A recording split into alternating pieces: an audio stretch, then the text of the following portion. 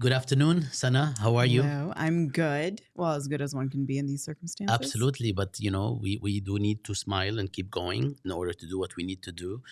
Um, well, my name is Bassam Haddad, and I am very excited to be here with you. This is our 30th teaching under the title U.S. News Media's Complicity in Israel's Genocide. It is, in, it's part of a long series of collaborations with 24 universities and research centers that include more than 80 teach-ins, podcasts, conversations, and audio podcasts as well. And everything can be found at palestiniancontext.org. I would like to say a few words before I introduce you. Although you gave me a very, very, very modest bio, and I'm hoping that you will sort of replenish it or expand it a little bit. This teach-in will systematically address how the U.S. news media have actively obfuscated the U.S.-backed Israeli genocide of Palestinians. Sana, yourself, will share what this tells us about the intersection of U.S. news media and foreign policy, as well as what it means for the future of news in the United States regarding Palestine and Palestinians, as well as a number of themes on the dynamics of reporting on the Middle East and Gaza. Let me start by saying that Sana Saeed is a media critic, a former correspondent at AJ Plus and host of the series Backspace. I hope you can tell us a little bit about this, and the Israeli occupation style guide. Hope also you can tell us a little bit about this. And before we even get to the topic, I would like to ask you to share with us a bit more about your experience and background. And we're looking forward to this conversation. And I know a lot of people are as well. We will try to take questions. I am accused of saying this and not getting to the questions because our guests are interesting. It's not my fault. So if you can tell us a little bit about yourself. Absolutely. So I have been a journalist now for, oh my gosh, about 15 years. And 10 of those years were with Al Jazeera, specifically with AJ Plus, which I was part of the launch team in 2014. And we were just like a bunch of 20 something year olds trying to figure out what to do with, digital video on social media and the news. We're like, how do we put all of this together and create something? I actually did not study journalism, which I think always surprises people because I get so many, young teenagers reaching out to me saying, "Hey, I'm thinking about going to J school. What do you recommend?" And I say, "Don't go to J school." I actually did my undergrad in political science and Middle East studies, and then my master's in Islamic studies with actually a focus on, modern Middle Eastern history, Palestinian refugees in Lebanon. And to me, like that's been so critical to my work as a journalist because the reason why I'm able to do what I do, which is media critique, is because I learned how to write and read history, which isn't just simply open a book and read it, but understanding everything like sources and, how is a story concocted and created, looking at all the actors in it, what the vantage point is, so on and so forth. So that's my, that kind of background. For the last 10 years, I've been working on a multitude of stories at Al Jazeera, which ranged from focusing on issues of immigration in the United States to, of course, foreign policy, which is the realm I'm more interested in, which, of course, is also related to something like immigration. I also spent years writing about issues internal to the American Muslim community. In 2014, I wrote a piece which was a little controversial at the time. Ruffled some feathers, but it was called the Interfaith Trojan Horse, and I looked at a program which was a pro-Israel program, anti-BDS program, which was targeting the American Muslim leadership community in order to bring Muslims to Israel and then bring them back and kind of push anti-BDS, slightly pro-Israel talking points. And for the last 2-3 years, I've been focusing on media critique exclusively, and I had two series with AJ Plus. I had Backspace, which looked at kind of how the big news stories, the big headlines that we see and read in U.S. news coverage, in particular, kind of the history behind that. Like, why is, for instance, when we talk about China, why is it that we talk about China in this way? Why is it that we talk about Israel in the way that we talk about it?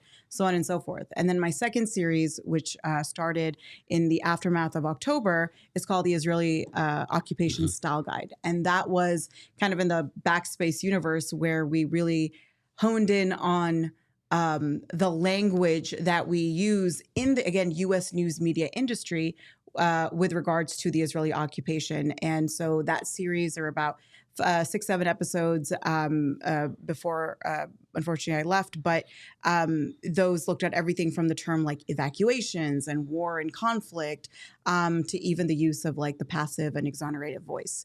And yeah, that's kind of what I've been up to the last little while. Okay, can you tell us before too long? Can you tell us a little bit about what how should we approach this question of portrayal of what's happening in Gaza and the role of U.S. media in particular, but also media in what is called the West. I know I advise my students not to use words like East and West casually, but we're looking at primarily the U.S., the UK, Germany, Mhm. the trio, as well as France.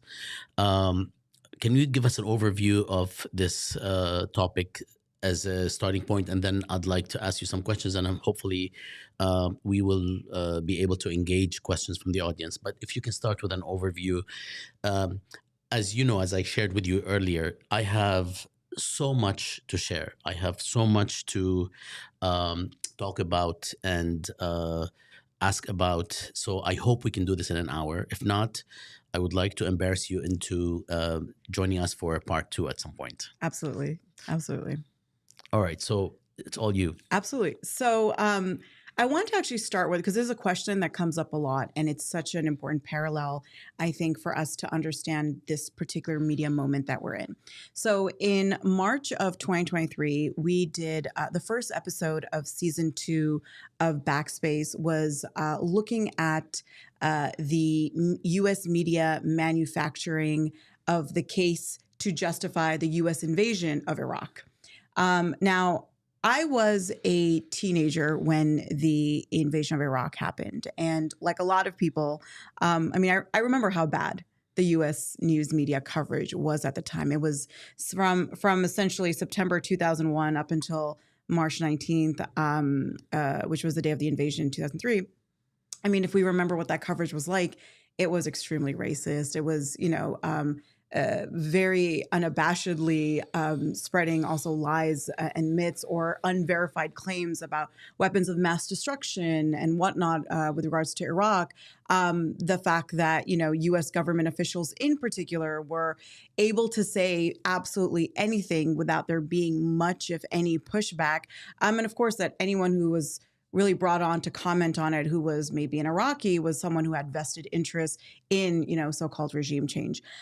And so, part of doing this episode, part of doing all the work that we would do specifically on Backspace is a lot of media archive research.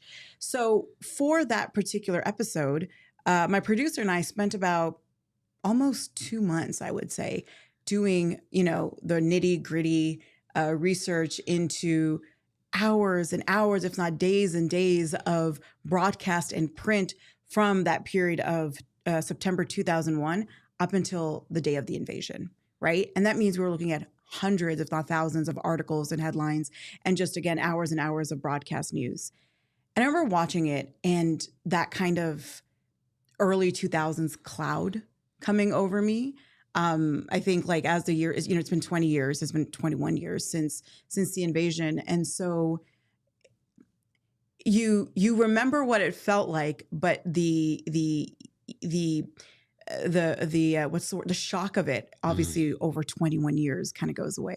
And I remember telling my producer how I didn't realize that it was, and I don't use this word like lightly, because I think, especially in the context of everything that's going on right now, and I think that in general we use too much of like overly therapized language.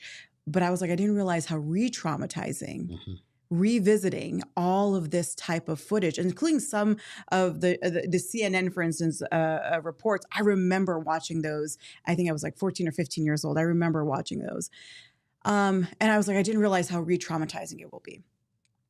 I will say that the first 3 months of the U.S. backed of the coverage of the U.S. backed Israeli genocide of Palestinians was significantly worse Mm. than a year and a half of the coverage that we saw to justify and manufacture the case for the invasion of Iraq.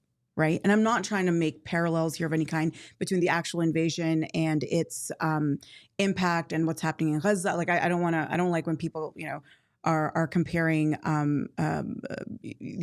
kind of devastation, but specifically regarding the media narratives, right? And how the media coverage.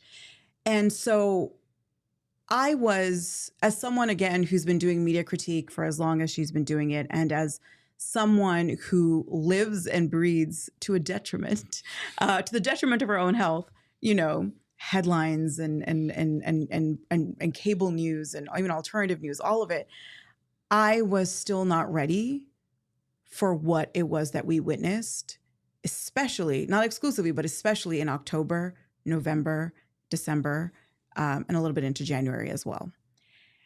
I was, to me, as a journalist, but also on like a personal human level, it was absolutely incredible and shocking to see the completely unquestioned embrace of this, what I felt, and this could be just due to my also age, because I don't know, what it was like in the 80s and 70s and 60s, but what I felt was this complete unquestioned embrace of this unprecedented depth of dehumanization of Palestinians in service of bolstering but also hiding their genocide, right? And I always say US backed Israeli Mhm. genocide of the Palestinians. Well, Um, it's not propaganda or overreaching to say that, because of the material support that continues Absolutely. unabated despite all rhetoric. So saying US backed genocide might ruffle feathers of those who are completely ignorant of how Israel maintains its military superiority, especially at a time when without US support, Israel couldn't have actually continued with this genocide. So to those who are sensitive about US backed and kind of feel that this is not fair or this is politicizing something, they're just not aware of the crucial importance of the United States to the maintenance of Israel's settler colonial reality.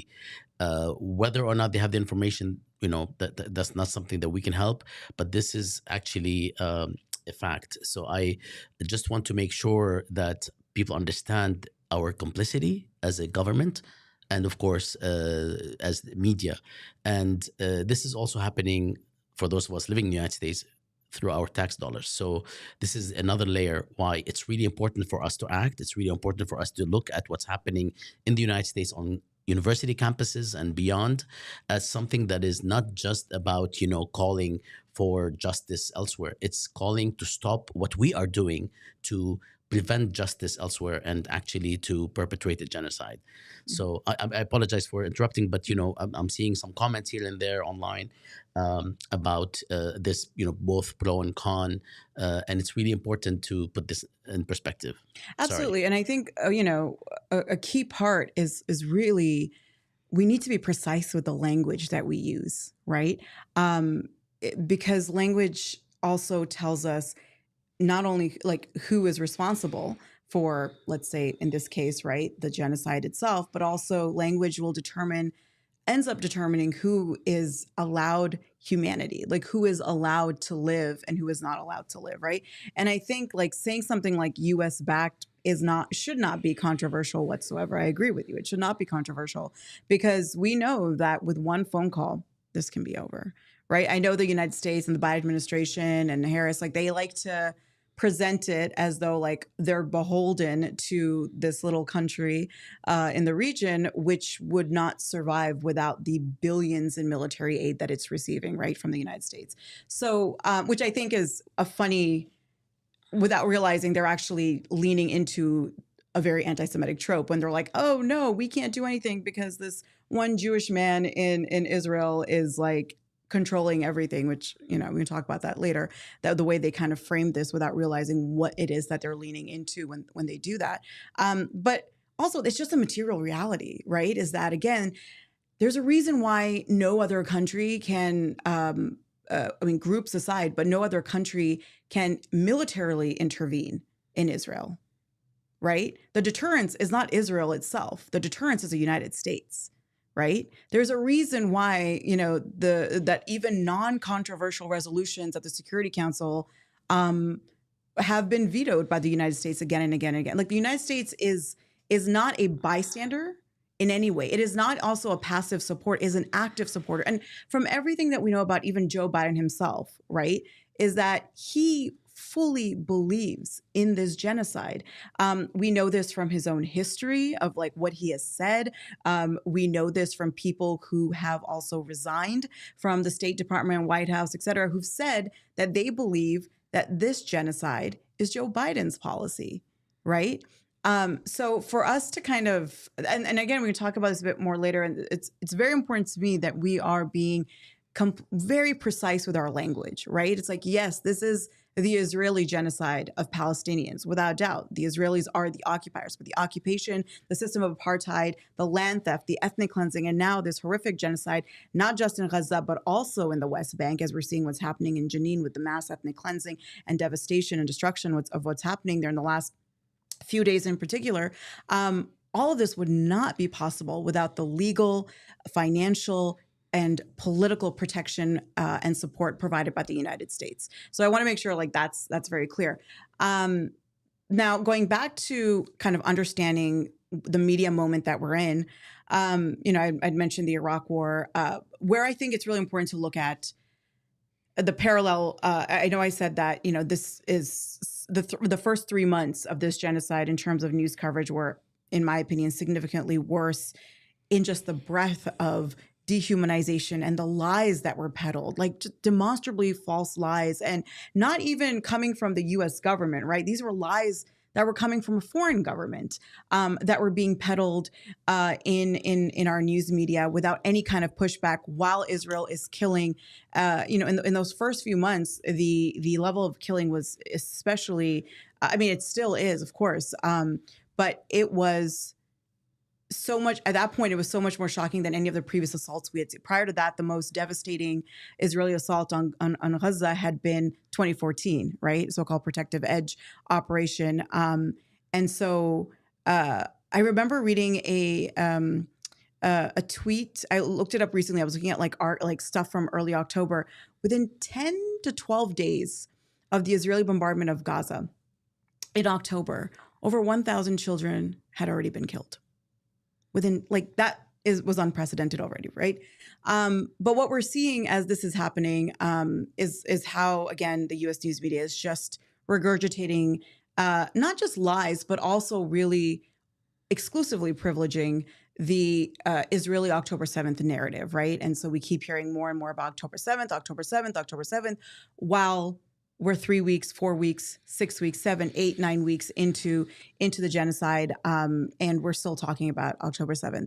But where the parallels, to go back to that point, with the kind of coverage of the Iraq War and now, are that both of these show us how our U.S. news media falls lockstep with the U.S. foreign policy establishment, right?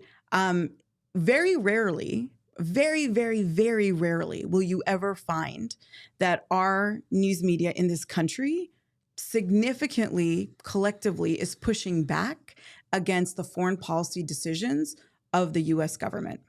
Very rarely, right? And we can, whether it's Iraq, whether it's even the Russian war in Ukraine, or it's, of course, the Israeli genocide in Gaza. Very rarely is there any kind of pushback. And I think this example, this media moment to me feels like the death knell of our news industry, right? Prior to this, I was just having this conversation yesterday. Prior to this, as cynical as I can be about news coverage in this country, about the industry, I did the work that I do because I believe that it is possible. It was very liberal of me, but like I did believe that it was possible to like enact some semblance of change internally, right, within this industry, that we can change editorial standards, that, you know, it's also individual biases that are coming into play in this type of coverage. So I did believe that change was possible.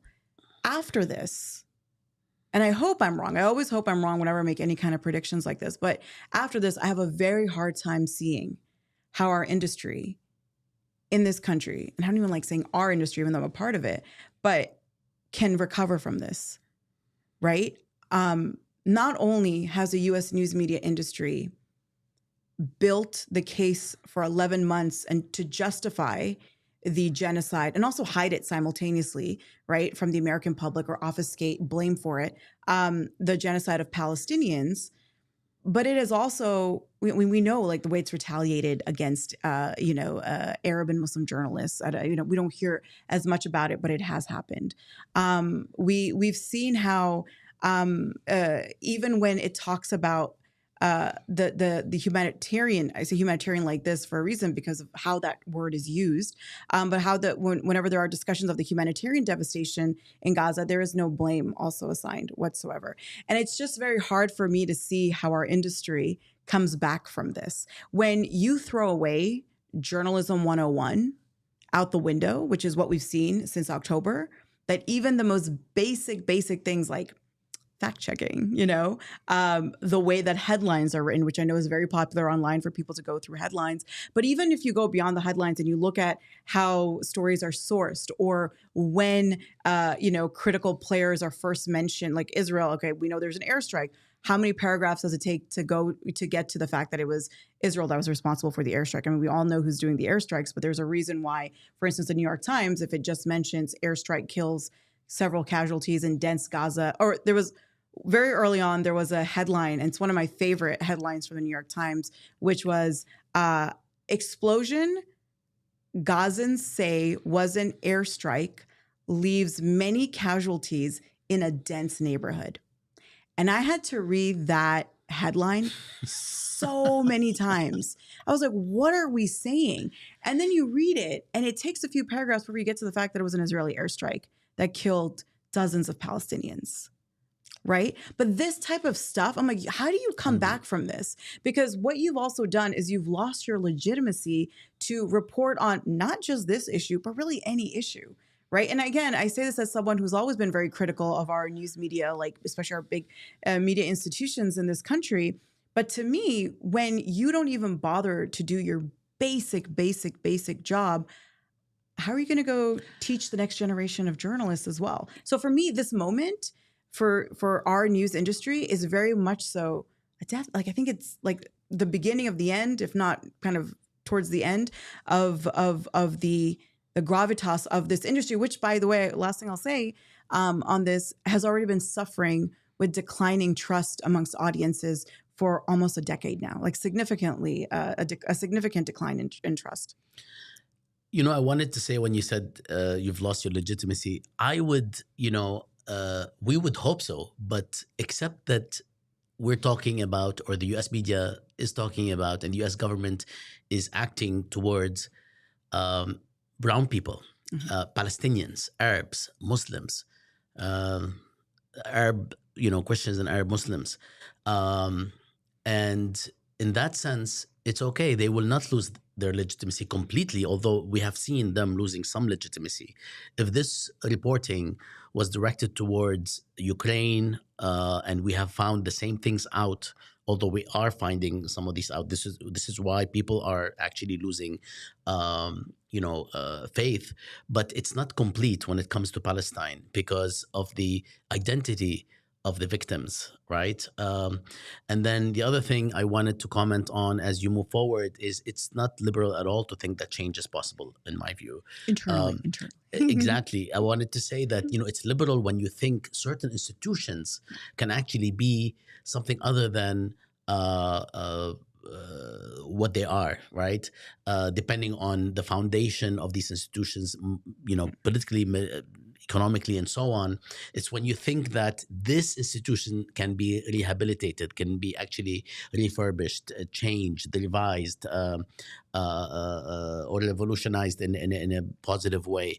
That's, I think, where these liberal mindsets are going to always be disappointed. But to think that change is possible is actually is quite Yeah. revolutionary. And I know that that's how you meant it. I just wanted to make sure we understand this, because the word liberal and liberalism to a lot of people, sounds like or connotes something positive, and actually it is not. Because having freedom is not positive, but because of the foundations on which it rests and the distinctions it makes among people and across the world between certain sort of people who are the in group categorized as such and others who are not. All right, well, can I move to asking you to hone in and focus on another issue, and that is, who is telling the story of this genocide, broadly speaking, and as specific as you'd like to share? So since day one, and especially like I mentioned earlier on, right, the importance of those first 3 months. I've been trying to also conceptualize how to understand how the coverage has evolved over 11 months, and of course, unfortunately, we're going to be hitting 12 months as well, in about a month. But I've been kind of trying to conceptualize, like, okay, we have the first 4 months. What does that look like? The next 4 months, we see a shift in coverage a little bit. What does that look like? And then, so I've been thinking about this. But regardless of those kind of little shifts that have happened in U.S. news coverage, we see that from day one, the individuals and the collective that have been allowed to formulate the roots of how we understand absolutely everything from October onwards. Forget even, we don't even talk about, right, what happened before October 7th in this country, like with regards to everything that's been happening the last 11 months. They don't want to touch what happened on October 6th, on October 5th and 4th, et cetera, or the last 76 years. But it has been the Israeli narrative, right? It has been a pro-Israel narrative. It has been the people who we are hearing from, first and foremost, before we hear from anyone else, are going to be Israeli officials, Israeli diplomats, IOF commanders, I should say, spokespeople. It has been very, or again, pro-Israel groups like you have the ADL has been huge. The ADL presence has been huge in U.S. news coverage. And so what we have been seeing for 11 months is that this story is being told and being framed at its root by those who, of course, have a vested interest in the protection of the, I wouldn't even say Israeli state, but the Israeli project, right? The project of apartheid, the project of occupation, the project of ethnic cleansing, and the project and completion of this genocide, right? And we see this everywhere. It's not even just in the U.S. news media. We see this even on very now infamously, right, on campuses as well, right? And so this is, I think, something that gets to the core of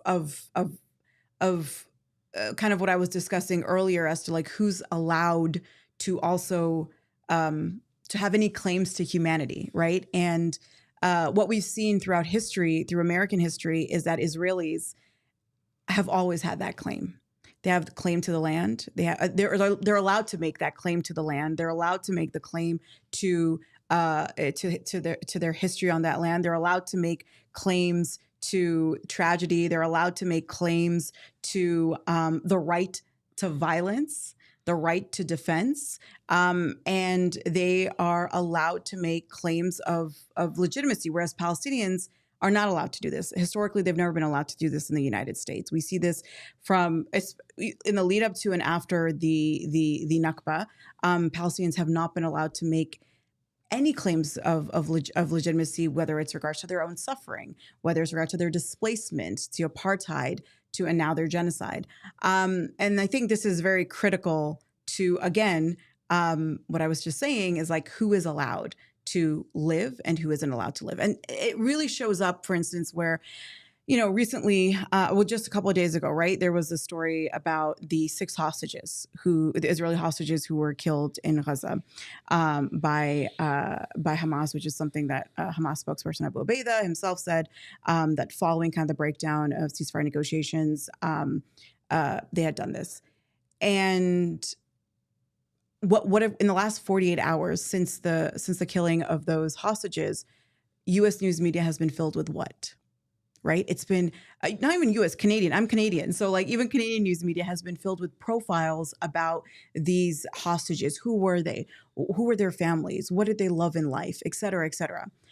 Just a few days prior, we had learned what? That a couple dozen or maybe even more, I think his last number I saw was 46, but someone can correct me, 46 Palestinian prisoners, detainees, hostages, right? Whatever we want to call them, who are held in Israeli torture camps were killed under mysterious circumstances, right?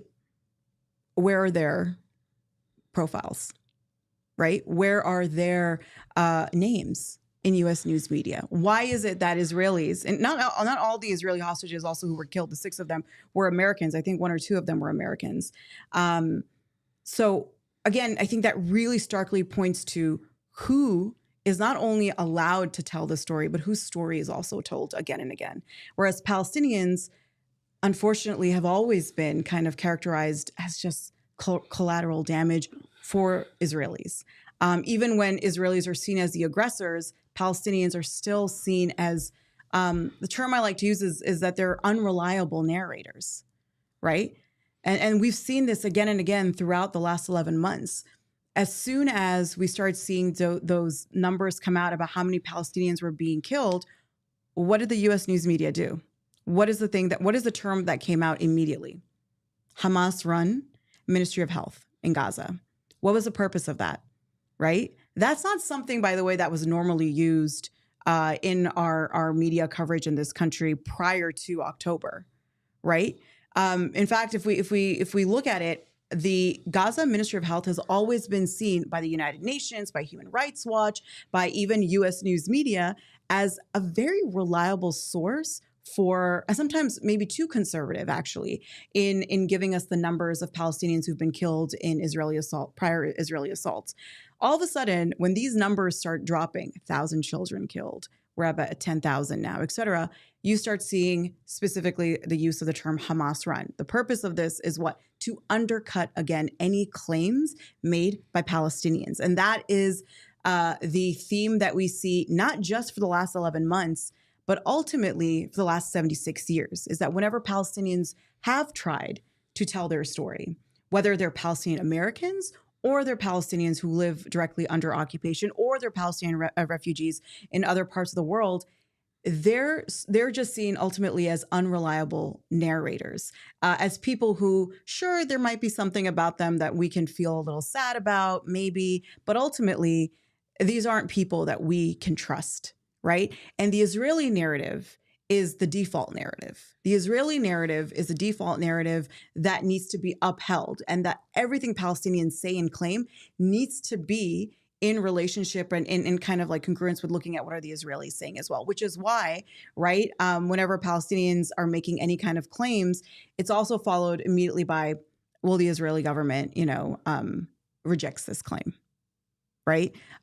Whereas oftentimes what we see is Israeli claims are made without any verification. And we don't see that really being said by our report. Well, especially in the first 4 or 5 months, our again, news industry, as I said earlier, kind of dropped all pretenses and let the Israelis make any and all claims without even being like, well, we can't really verify that. We can't really verify what they just said. However, so to kind of summarize the answer to your question about who is telling the story, it's the Israelis, right? It's the Israelis and those who are sympathetic to the Israelis are the ones who are defining, who have been defining the root narrative of the last 11 months, but also, of course, the last 76 years. And that is why we see, when we see the dehumanization of Palestinians, it's not accidental. It is something that is very, very much so manufactured, and we do have architects of it. Thanks, Sana. I just want to say, I'm going to say a few words. I'm going to ask you another question, say a few words. So if you'd like to take a break, have a sip of coffee, a sip of water. I did give you bottled water, which is going to be viewed as a problem, and I apologize for that. Just give you a little bit of a break here. So many people are looking at this and thinking, how can this happen? Like, how can what we are observing every single day, not like the Israelis or the Zionists or the pro-Israelis say, oh, there's this Hamas speaker or spokesperson who said we'll do October 7th over and over. Everybody on earth who supports Israel has repeated that ad nauseum because they have nothing else to report on such statements. But there are not hundreds, not thousands, but tens of thousands of actual videos and statements, not by some, fringe person who said it once, like this Hamas person who made that statement in response to, by the way, it was also a contextual statement, but let's not give anybody a break. But there are tens of thousands of statements from everywhere on the side of Israelis, whether it is movers and shakers, societally speaking, whether it is government representatives, government leaders, ministers, and of course, the prime minister himself. They have made statements that actually incriminate Israel with the charge that South Africa and the ICJ has brought to bear, the charge of genocide. How do they get away with this? How are people of the sort, based on the actual execution of murder every day that resulted in, so far, in at least 40-some thousand killings and about 150, 160,000 maimings, and that these numbers are viewed as initial numbers. We will talk on Thursday, by the way, with an epidemiologist who's joining us in a teach-in on mortality estimates. She's a scholar from London, Zaina Jamaluddin. Will talk about these mortality estimates, as well as the Lancet report. The real numbers are much higher, and that's before considering the indirect killings or the indirect deaths. How do leaders on the one hand and media personalities on the other get away with all of this? This is where does accountability go? How are they absolved? This is something that just boggles the mind. And with respect to media, I'd like to focus on the media, of course. How does this happen? How are they absolved of this kind of accountability? Because they get away with it all the time, right? They get away with it here. You're talking about here in the United States, right? In the United States primarily. Yeah, because they get away with it all the time, right? I think we're seeing it when we look at, with regards to what's happening right now, the coverage of Gaza and the Israeli genocide there. It is so much more, again, it's so egregious and unabashed and in our face every single day. And so we have a very heightened sense of awareness of it, but we can look back to so many other examples where this happens again and again and again and again, and especially with regards to, but not exclusively, with regards to U.S. foreign policy issues. Another example I always like to use is, look at the egregious coverage in this country when it comes to issues of crime, right? The racialization of crime in this country in our reporting, the way our news industry talks about crime, the fact that we want to talk about lobby groups, let's talk about the police lobby group in this country, right? Like the role that police unions have played and police departments have played in funneling certain types of language to be used in news coverage, which then creates fear mongering about certain groups of people, whether they're people who are homeless or Black Americans, Latino Americans, undocumented people, etc. Our news industry is engaging in egregious acts of demonization of populations every single day. But it tends to happen in such a kind of, it's not necessarily quiet, but certainly in comparison to right now, it's quiet. So they get away with it all the time.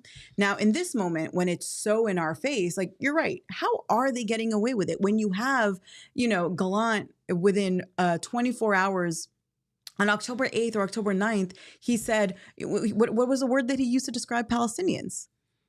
Animals. That seems, listen, I'm not an international lawyer, but that seems like pretty clear intent right there. And that's right? that's just like a sliver, That's right? one. That's just one piece. Since then, there was that famous interview with CNN's Abby Phillip, where she was interviewing. This was, I believe, in late October, early November. She was interviewing a IDF commander, because CNN, they were loving bringing on all the IDF commanders. They were like, yes, let's do this. And, she mentioned, I think she used the term innocent civilians. And he said, no, there are no innocent civilians in Gaza. And what did she say to him? Nothing. She didn't push back. Right. I remember that. Yeah. Right. I remember watching it and being like, why would you not?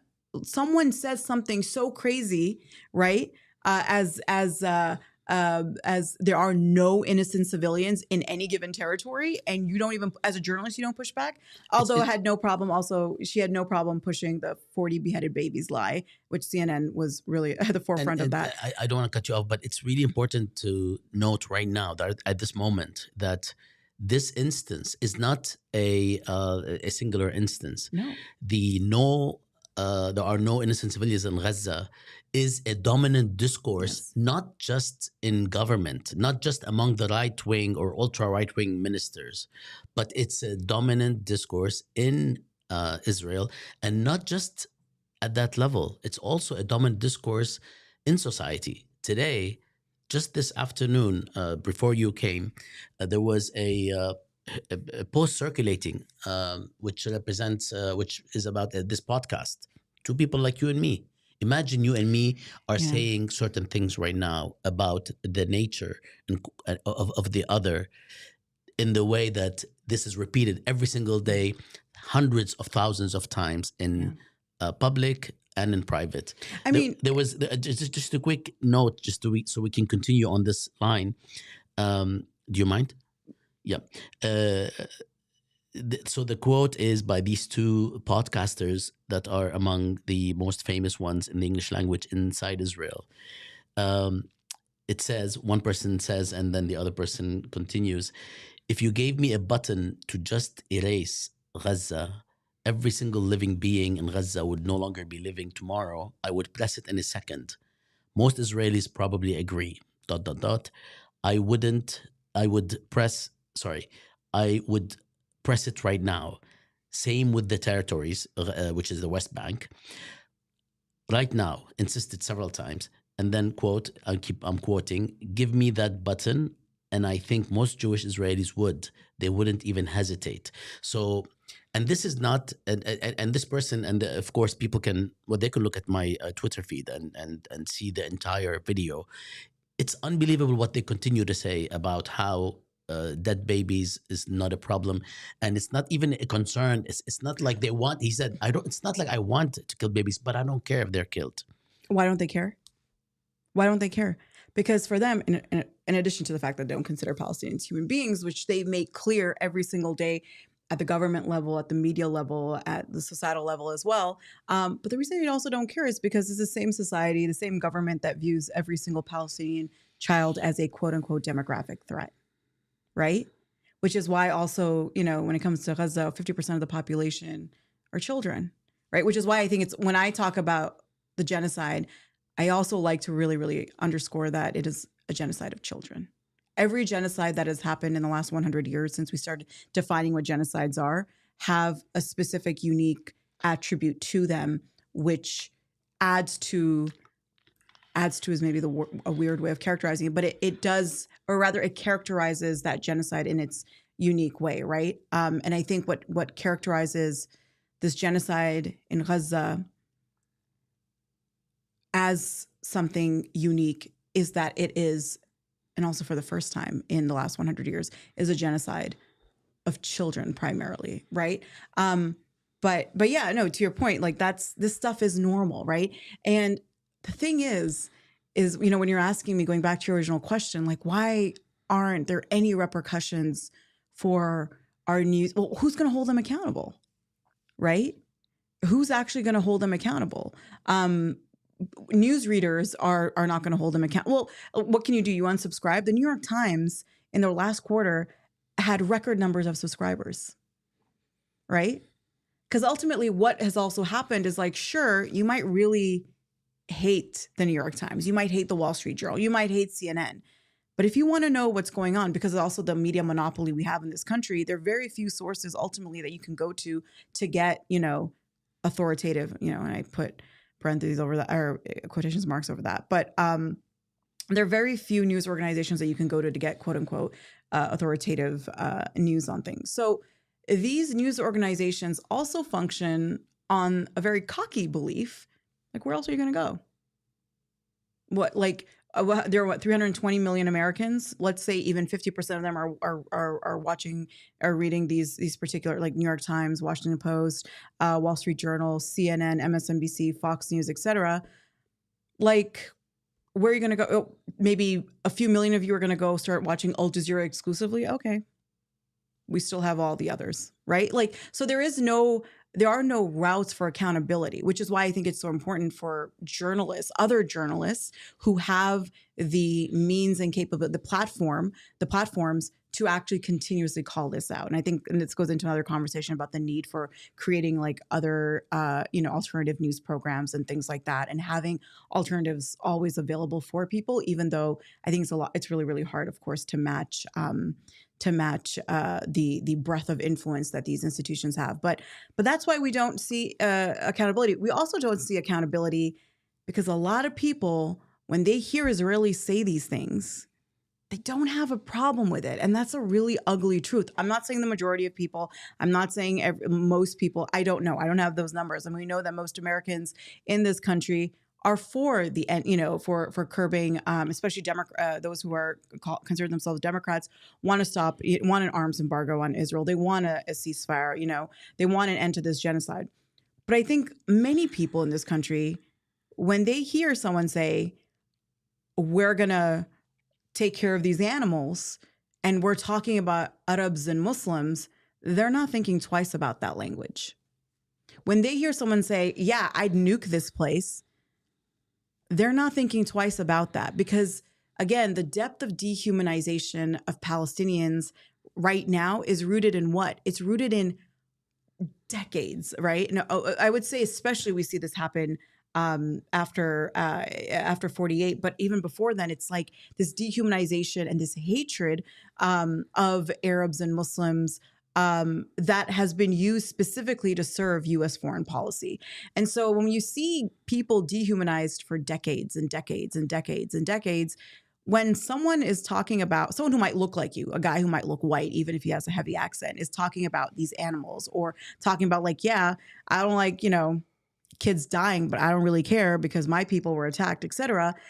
A lot of people are going to hear that. And because of decades of conditioning to view Arabs and Muslims as less than human, they're not going to really flinch. Or they might be like, oh, that's kind of weird. But that's it. They're not going to maybe really rethink, their biases. Unfortunately, I don't think many people, I won't say most, but many people don't really engage with the biases that they hold, right? They don't really engage with what it is that they're experiencing. So that's why again, I always hope I'm wrong, but we're not going to see accountability. And in fact, I'll say that what we've seen over the last few months, or not even the last few months, the last few weeks since the anointing of Kamala Harris as the Democratic nominee for the presidency, we've seen how the U.S. news media falls lockstep in that, right? And has already started a little bit moving on from covering Gaza as well. It's still a major story, but it's not the same major story it was 6 months ago, or even 5 months ago, or 4 months ago. And to me, what that also just shows again is that there's unsurprisingly, a lack of self-awareness, a lack of reflection on coverage. And there is that very cocky belief that where else are you going to go? Right. And I know that's like, it sounds like such a answer of despair, but no one was ever held. There was only one person who was ever held accountable for lying or misleading the American public on the Iraq War. Do you remember who it was? It was Judith Miller of the New York Times. That is the only person, even though there was another journalist on the bylines that she ultimately, fell on the sword for. There's only one person who ever, and then she's been kind of trying to, creep back in a little bit as well. But that was it. But that was after numerous statements. Exactly. Right? And that was after, exactly, right? When I look at, for instance, who's going to be held accountable for the Wall Street Journal publishing this bogus propaganda about what's it called, the UNRWA dossier that proved that it had all this damning evidence about 12 UNRWA members being involved on October 7th. When other news organizations looked at that dossier, they're like, there's nothing. What are you talking about? There's nothing here to suggest what you're saying. Who's going to hold the New York Times accountable for their journalistically egregious screams without words? That piece that pushed racist narratives about Palestinian men and mass sexual violence against, Israeli women, right? Even though so much of it was debunked again and again, right? That article is still up there, right? Who is going to hold CNN's Sarah Sidner, who was the first person in U.S. news media, if I'm not mistaken, to report about beheaded babies, right? Who's going to hold her? Who's going to hold Jake Tapper accountable for writing that article? It was one of the first articles, influential articles that talked about there being a Hamas command center under Shifa Hospital, right? Who is going to hold them accountable? And that's the part that gets me really, really riled up. And I know sometimes, like, I'm on Twitter out there, I tag these journalists and I'm calling them out. And I know it, to some people, it's like, that's a little crazy. That's a bit much. But when you're coming it from that vantage point, is that these are people, individuals and institutions that have not simply like, oops, we just didn't like get the story right. They have actively been building the case to slaughter Palestinians, to slaughter Palestinian children, right? And I'm like, that accountability has to come from us. The way we cannot let people, it's also like the same architects of the Iraq war narrative are the same people who today are also, right, talking about this, about like justifying the US-backed Israeli genocide in Gaza. I think the best that we can do right now with the limited, I don't mean limited in a bad way. I just mean in a more material sense, the limited power we have as individuals up against the machinery of the U.S. news media industry and the U.S. government, is that we just make sure that it's not forgotten again and again, that these people are reminded of the role that they have played they have played in this genocide, right? Because they're not innocent. And I think every single news media outlet in this country has so much Palestinian blood on its hand. And the last thing I'll say on this question is, one of the biggest lessons from the Nuremberg trials, right? When we look at what those trials were about, how they happened, was that it wasn't like the Holocaust did not happen because of one or two people or 10 people or 20 people or even 100 people, right? It didn't even happen just because of the Nazi Party, right? The Holocaust happened because it took an entire society and every institution and every person who was within it to make that machinery of genocide happen. And I think that is something that we need to, if we're going to talk about never again, if we're going to talk about lessons from World War II, those are the lessons from World War II, which apparently only some of us seem to have been paying attention in elementary school and high school when we were learning about this stuff. But those are the lessons from that period, that it doesn't take 1 or 2 or 10 or 100 people to make it requires the consent of an entire society and its institutions, and the active consent, not just simply a passive consent, that too, but especially the active consent from a society and all of its institutions for the annihilation of an entire people to happen. And it's important to recognize that these lessons are learned, which they are, vis-a-vis certain kinds of victims, not Yeah. all victims. So that's Yeah. that's the major. This is where liberalism comes in. Before we continue, I would like to say that on the commentary section, whether it's on Twitter or YouTube, we do not tolerate any personal insults and definitely no racist statements. So we will give people one chance. After the first strike, they will be banned.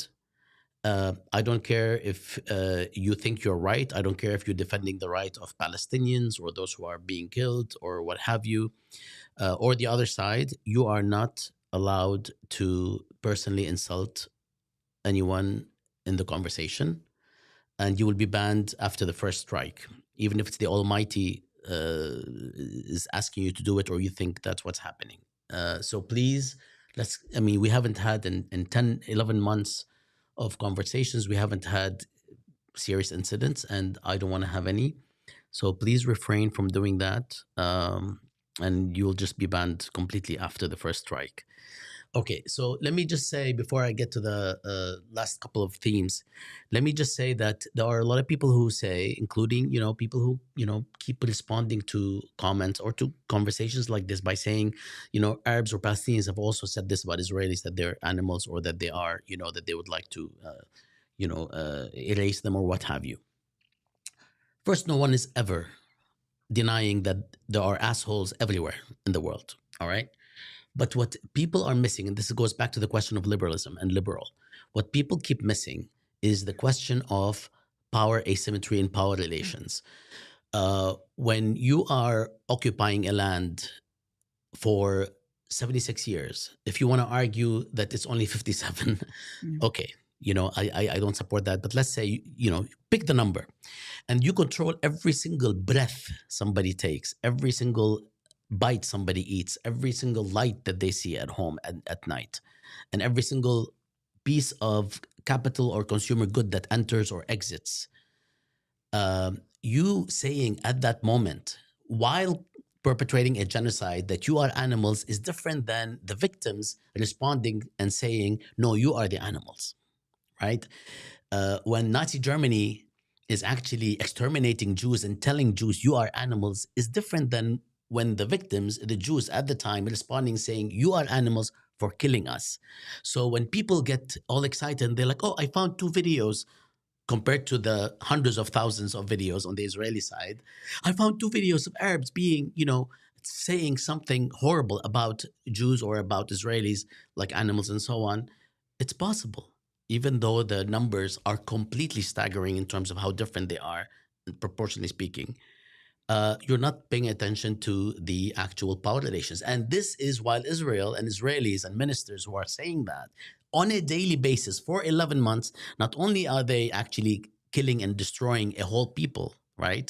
Now it's like more than 2 to 3% of the population, but they are being guarded, supported, and funded and armed by the most powerful nation on Yeah. earth while they are doing this and calling somebody an animal that they are actually destroying at the same time. This is different than the victim, who is nobody's perfect, responding and saying, no, you are XYZ, you are the animal, I'm not the animal. So if we don't recognize this difference, it's fine, but this is precisely what we talk about when we say liberal and everybody gets upset. Why are you against the word Mm. liberal or liberalism? Because you're not being political. You're not bringing power relations into this. You're not considering these most important aspects, which actually determine the actual culprit. So I just wanted to mention this because there's a discussion online about this and about some of the things that we are saying, and that doesn't absolve anybody. Does not absolve anybody, especially people who are outside the killing zone, of having to actually maintain a particular kind of respectful discourse, even if the critique is very harsh.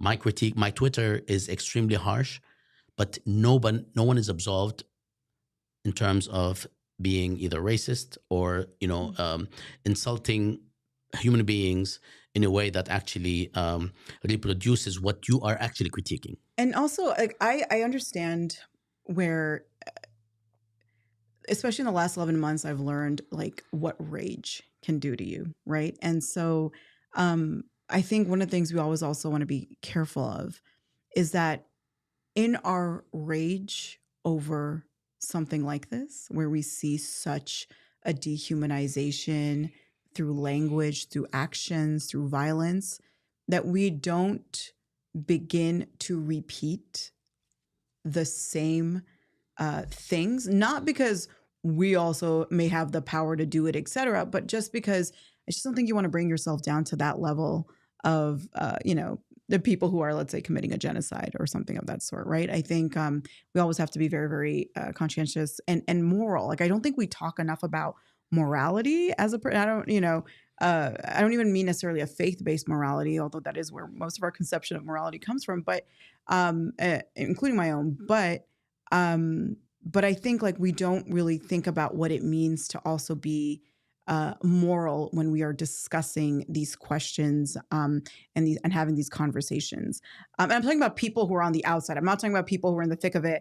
I think yes, if you have if you're home, if you're being kicked out of your home, if you are, your entire nation is being annihilated, you say what you say. Like I'm not here to police the language of anyone who's under those circumstances. But I think for those of us who are on the outside, who are feeling a sense of rage, who feel a sense of maybe despair, whatever it is, we always want to be careful with how it is that we're characterizing.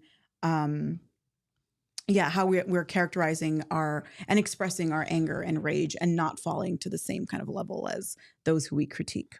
Yeah, absolutely. And this brings us, speaking of the caretaker or the supporter of this genocide, which is unfortunately the government of the country we are living in right now, the United States. Let's go back to how we talk about this genocide, how we talk about Israel's behavior now and for decades, even though the US involvement on the Israeli side did not start, at least not in the same way, since 48, but certainly a couple of decades after that, it crystallized, even because it was gradual. How say more about the U.S. role in general and how it cannot be divorced from what is happening, whether it's in media reporting and certainly in government actions, but also media reporting and things that are outside government. Can you just tell us about, and I know you've stressed this in many of your conversations and reports, which, by the way, are are gems. This is one of the reasons we wanted you to speak with us. Much of what you have done has been extremely instructive and analytically on point. So, can you tell us a little bit about the preponderance of the U.S. in all of this, specifically in the media realm? My favorite question, because there's like so much to get into. Maybe this could be also a conversation to have further Oh, we will. in part two. But we cannot ethically, honestly, in any way, journalistically, academically, however you want to put it, take out the United States at all when we discuss or cover or even think about this genocide in Israel, right? Whether it's regarding all of the, let's just start with like the military aid, right? Tens of billions of dollars in military aid in order and also the weapons that are being sent there. And the money that's being used to then pay for those weapons. But that alone is what also, right, is able to allow this genocide to continue with the brutality that it is able to continue with. We know that with one phone call, this can end tomorrow. I know that the Biden-Harris administration and the U.S. news media, which just writes whatever it is that the administration will tell them, want us to believe that, as I'd mentioned earlier, that, oh, boohoo, the U.S. government, the Biden administration, they're really trying. They're quote unquote, to quote AOC at the DNC, they're working tirelessly towards a ceasefire. But it's just Netanyahu. Netanyahu is just like, and Biden's getting really upset. I did this kind of breakdown of how Peter Baker at the New York Times. If you go through his all the articles he's written in the last 11 months, every few weeks there's an article that he's a White House, like, Biden's really trying to get that ceasefire, but he's kind of annoyed with Netanyahu. So there's this tendency to kind of show us and or to tell us like, hey, the US really wants to make this happen, but Netanyahu is like really, a thorn. And I'm not saying Netanyahu is just like a guy who has no, absolutely. I think so much, of course, the blame goes towards him. And for him, this genocide benefits him in that, as we know, it keeps him out of prison too. So long as he's in power, so long as this genocide continues, he is not, going to prison on corruption charges. But so we know that the United States can end this tomorrow if it wants. It continues to put this facade up that it has little power to actually do this. But we've seen what it's doing with regards to the weapons shipments, the kinds of weapons that it's also sending to annihilate Palestinians. We've seen the fact that it is willing to break its own laws, its own administrative laws, the Leahy Law, for example, which has been cited time and time again by people who have left the State Department. So individuals such as Josh Paul, who was the first to resign in this genocide from the U.S. government. And if you don't know anything about Josh Paul, he was essentially an arms dealer for the State Department. So here's a guy who's actually is like, yeah, I like to give these arms out to all these countries who are our allies. And he, within 11 days, I believe, so it started October 7th and October 18th, he had resigned, right? And he said, because he saw immediately what was happening on the ground and he knew immediately that we are breaking our own laws when it comes to the weapons shipments. We've heard that from also Dr. Anel Sheline, who was also at the State Department. She was there for a year. She's also talked about how she believes that the U.S. law is being broken. So the Americans are breaking their own laws. The Americans are sending billions of dollars in military aid. The Americans have been vetoing any kind of Security Council resolution to approve a ceasefire, which don't even necessarily even be enforceable because of, as we know, the United Nations as an institution is not really very effective at all. Whatsoever. But even on a symbolic level, it continues to veto, the calls for a ceasefire from a few months ago.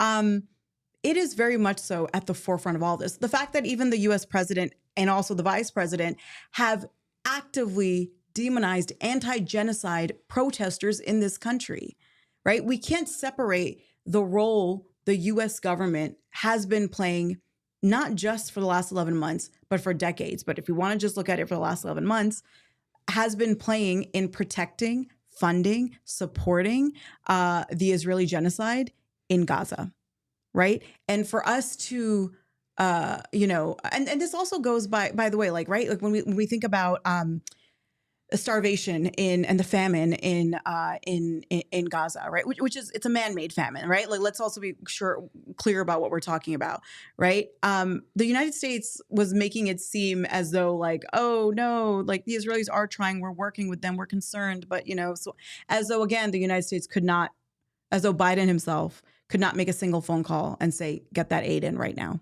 right? Again, there's this tendency to make it seem as though the United States is beholden to Israel, when in actuality we know that Israel. I also think. Let me backtrack a little bit. I also think that one of the kind of framing problems that we tend to have when it comes to the to Israeli-American relations is that we tend to think of them as allies. And I kind of encourage people to move away from this way of thinking. I think what's really important when we look at Israeli-American relations is to look at Israel as a colony of the United States, right? As an imperial outpost, as a military outpost for the United States. It's not the only one either, right? There's some other regional countries there that absolutely fit that profile too. But we need to look at Israel as a military outpost, as a colony of the United States, which is why it continues, which is the strategic interest the United States has found for decades in Israel as well. And of course, we saw that especially play out with the so-called Abraham Accords, which was under the Trump administration, but then of course was affirmed under the Biden administration, and kind of was touted as being like the right direction for the region. So all of that to say that taking out the United States from this genocide is absolutely also a form of genocide denial, right? When we look at what genocide denial, right, is not just simply to say this genocide is not happening, right? Genocide denial is also, right, removing blame from key actors, right? So a lot of people, sure, can maybe easily say, Israel is responsible for his genocide, which it 100% is. Of course it is. But when we don't mention the United States' role, right? Or we kind of present the United States as this like ally that has its hands tied, or an ally that, uh, you know, uh, wishes it could do more, but it can't. We are actively erasing the role that the United States is actively playing in the oversight of this genocide, right?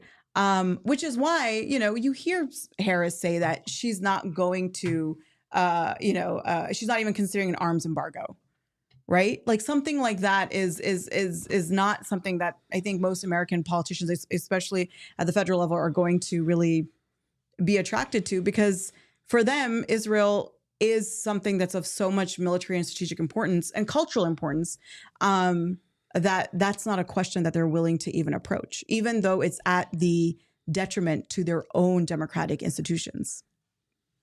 So, yeah. I can keep going. I keep going. I want you to keep going, but I don't want to like exhaust you this one time because we're hitting 75 minutes. We're, I said this a couple of times. I'm really, really happy to have you, Sana, after watching you doing all the, critical reporting for many, many months. And before that, for those who know what you have done before last year, let me close with asking you a very non-simple question. And that is, ultimately, what is driving this coverage? I mean, we do see, and I would like to, I don't like the words "be fair." They're just not sincere. But we have to be realistic and note that there has been oscillations, ups and downs in the coverage. CNN, sometimes you look at the website and you wonder what happened. Did some other editor take over, as opposed to other news outlets, right? And then, of course, they continue with the coverage the same way. But there are back and forths, and they happen. The BBC has been notorious; like they won't even let you say the word genocide. I mean, imagine they would say this about other genocides that have taken place, or about what happened in South Africa. In fact, actually, they did say that when it came to South Africa, both in the United States and the United Kingdom, up to a certain point. So, what is driving this coverage, despite the ups and downs? And if you would like to address the ups and downs, because you probably have not probably, I'm sure you have an insight into this more than so many of us, as to how does that happen, but ultimately the broader line, the tenor of the coverage, how is it? How does it manifest? Who's driving it? And what might we expect as time goes by? Because time has gone by and we haven't seen a fundamental change. Is there any chance that this will actually potentially change, or is it pegged to, just like markets are pegged to the dollar? Is news media in the United States, or are news media in the United States, pegged to U.S. policy? So once Harris, once Kamala decides that killing people is really not what the United States should be funding actively for 11 months, is this when the media will change its tune, just like what happened in Iraq to a certain extent after 2006 and 7? So you're right. This is a very complicated question, because I think whenever in the last 11 months in particular, people have asked this a lot, or have posited their understanding or their analysis of it.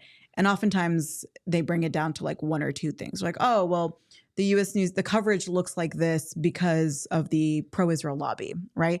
Or the coverage looks like this because our institutions, our media institutions are, packed with at the top levels with pro-Israel managers and editors and so on and so forth. Or, those are kind of the two main things that you hear a lot about. I think the reality is that there are a multitude of factors that play into why this story in particular is covered in such a pathological way. Even though I did say earlier that the way that Israel is covered, of course, and Palestinians are covered, is egregious and it's heightened right now, but it's also something that's rooted in the way other communities are covered in this country and other issues of foreign policy. But of course, there's still something very pathological in the way that Israel is covered in this country. And that's also because Israel Israel is treated in that way also by the United States, right? The United States has an approach and a understanding of Israel, which is also extremely pathological. So there's that. I think, look, like I said, there are a multitude of things that play into why coverage looks like this. It ranges, especially on the kind of more of a pro-genocide framing, right? It's from people who have been in the industry for decades, who have regardless of their background, right? Regardless of whether they themselves are coming from a Zionist background, a pro-Israel background, or a Jewish background, or whatever. There are people who believe in the narrative that Israel is ultimately good. It was needed. It was a barren land, right, where there were these people who were not cultivated, like those old mythologies, right, about that Israel loves to push about. This was a land without a people for a people without a land. There are a lot of people who are older in this industry who absolutely believe that, right, and they also are old enough to remember, all the horrors of the Holocaust and all the education and everything that came after that. So they are very much so like locked in to, again, regardless of what their background is, they're very much so locked into the belief about the need of Israel, but also the right that Israel has to defend itself, right? So there is that element. Another element, of course, is that you have a lot of pro-Israel groups, whether it's Camera, whether it's ADL, who are actively, for decades, have been involved in actively policing the type of language and coverage that news organizations are able to do and do, in fact, do with regards to coverage of Israel, with regards to coverage of Palestinians, and also the sourcing, right? I think I'd mentioned this earlier, but one of the reasons why we also see so many Israelis used, or pro-Israel individuals used as sources to tell the story isn't only because, generally speaking, there is just a deference to Israelis and pro-Israel individuals and groups, but also because these groups, much like, as I mentioned as another example, like police unions, make an effort to cultivate relationships with journalists and with news organizations, sometimes through bullying tactics, like Camera is kind of known for being a bit of a bully. ADL is also a bit of a bully.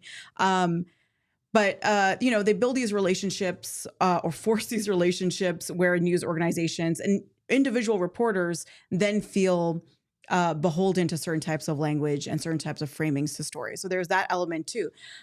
There's also individual bias, right? Sometimes it comes down to who's the editor on your story, right? Who's the executive producer on your story, right? Maybe they're a bit more sympathetic and they'll work with you to get, if you as an individual reporter, one thing that I'm learning a lot, and I think a lot of people are learning this, not just me, is that younger reporters, younger journalists are much more sympathetic's not even the right word. They're enraged about what's happening in Gaza. They know it's a genocide, right? I speak to young journalists, and I'm talking about people in their early to mid to late 20s, people in their even early 30s, who are enraged about what's happening, but they find themselves very, especially those who are at the major institutions, whether New York Times, CNN, Wall Street Journal, Bloomberg, et cetera, Washington Post, they do find themselves a little chained in terms of what they're able to do, because they're executive producers or their managers or their senior editors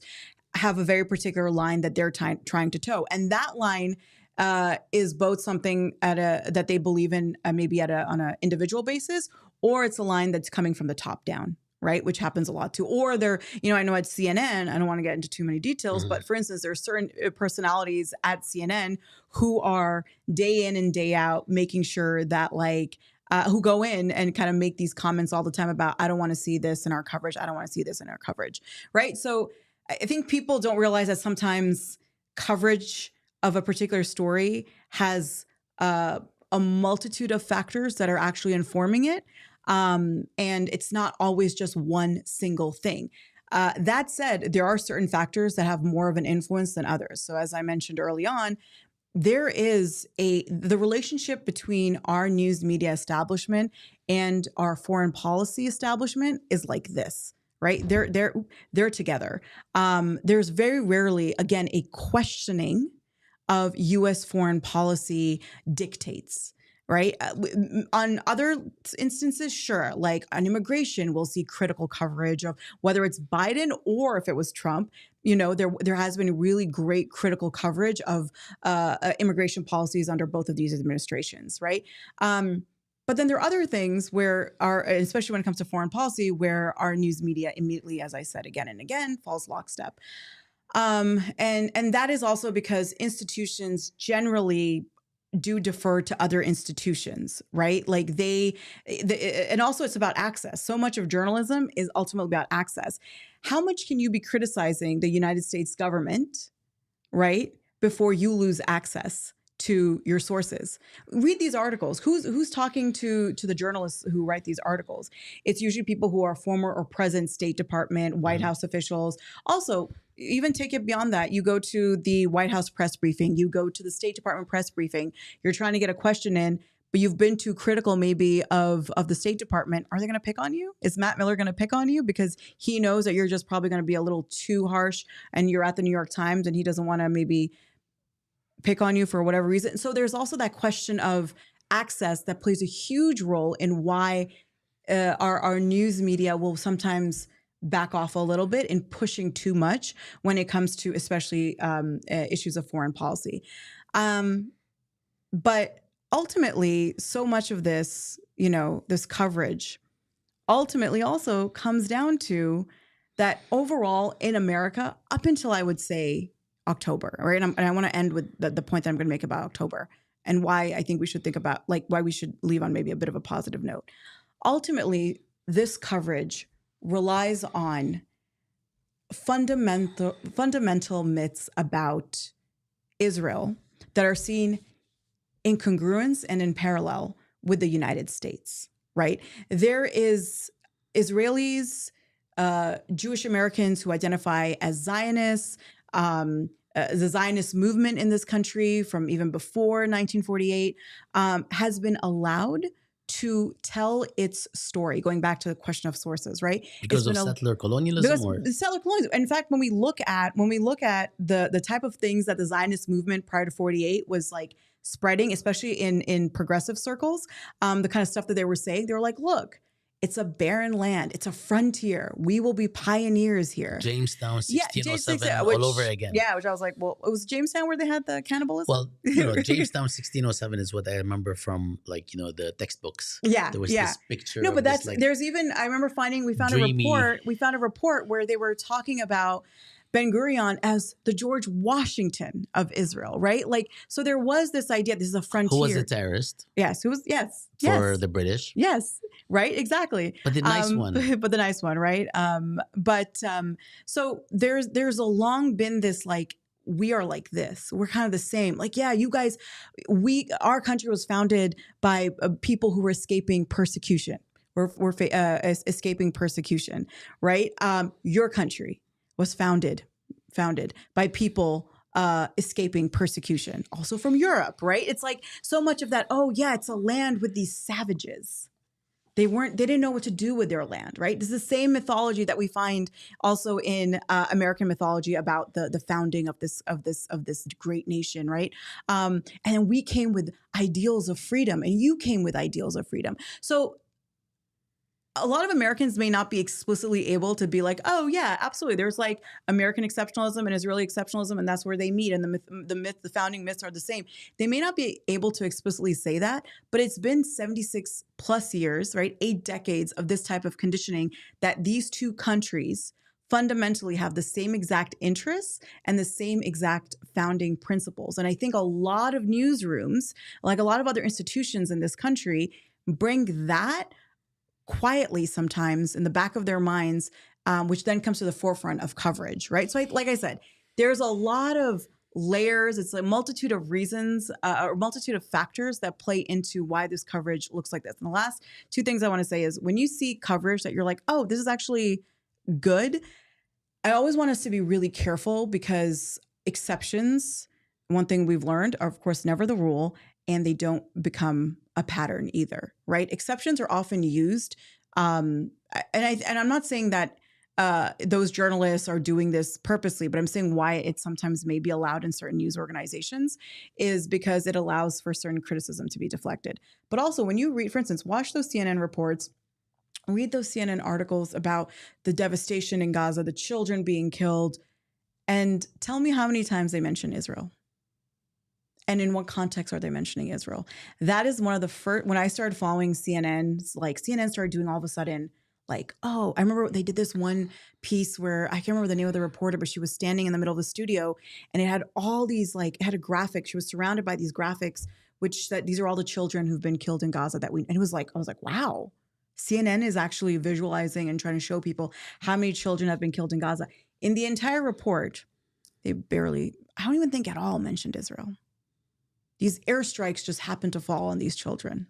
The starvation just magically happens. Heart attacks, right? heart attacks. Heart attacks, right? Yeah, like it's treated as though, so even that critical coverage of that seems a little critical of Israel, or it seems really to be trying to, show the devastation that's being experienced by Palestinians in Gaza, is still not given the context it needs, which is who is doing this, right? Like, I'll give you another example.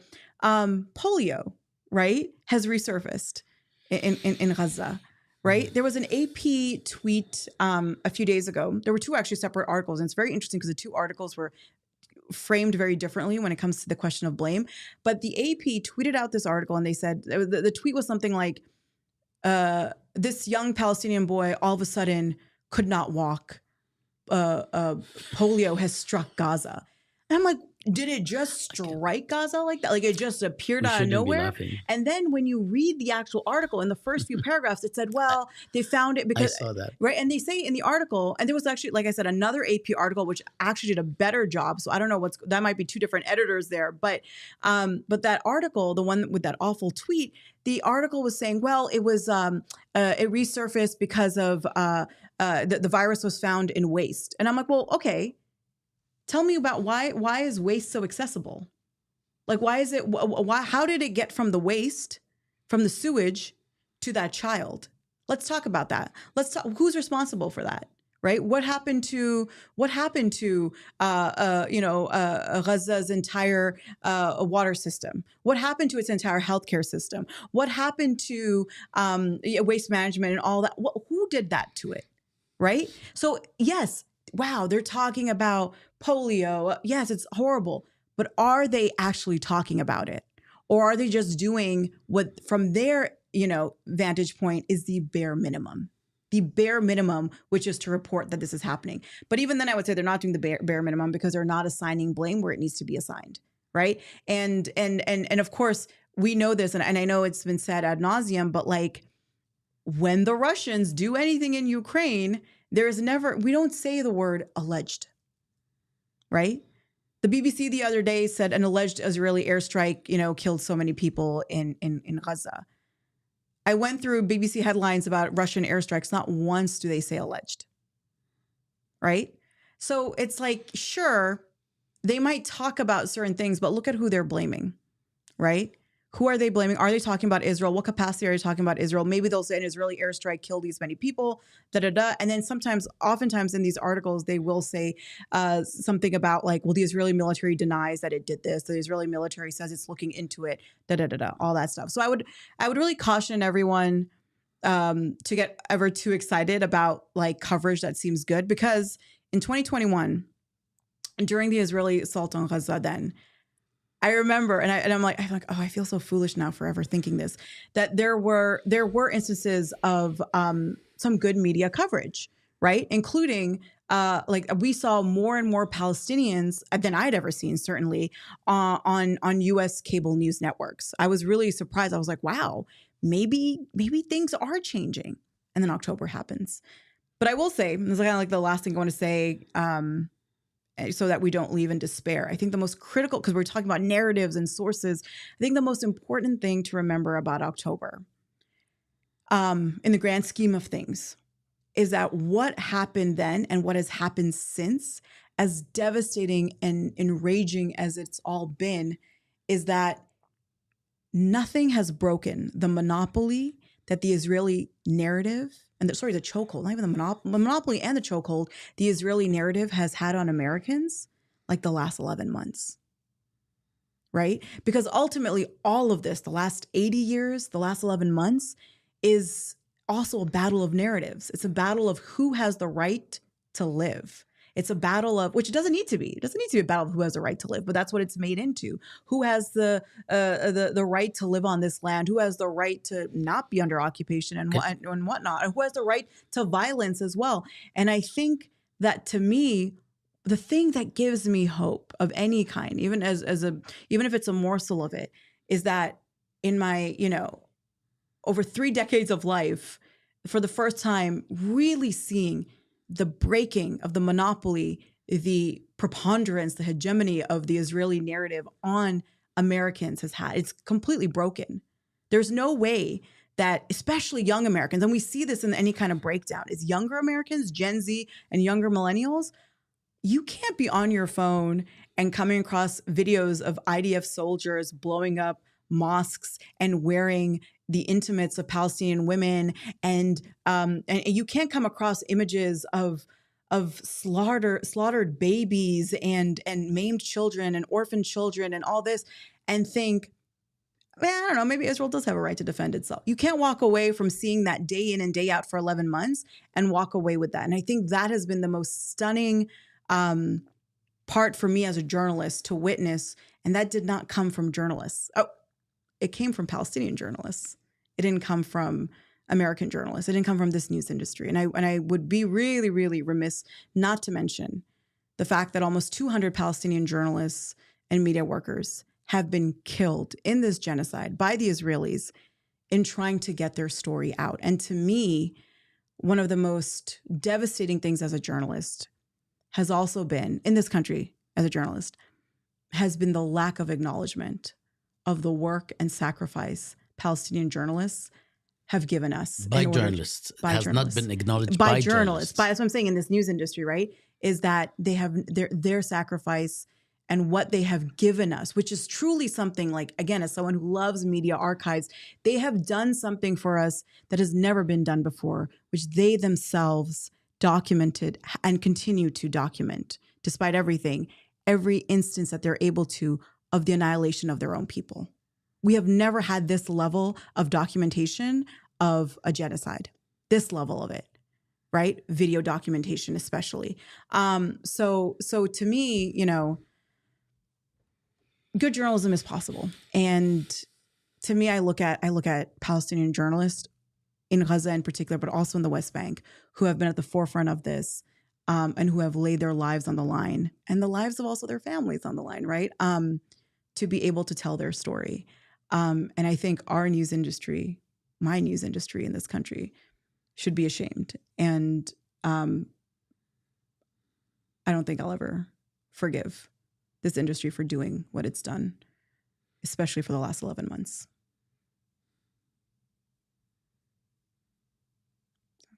Yeah. I'm doing a dramatic pause.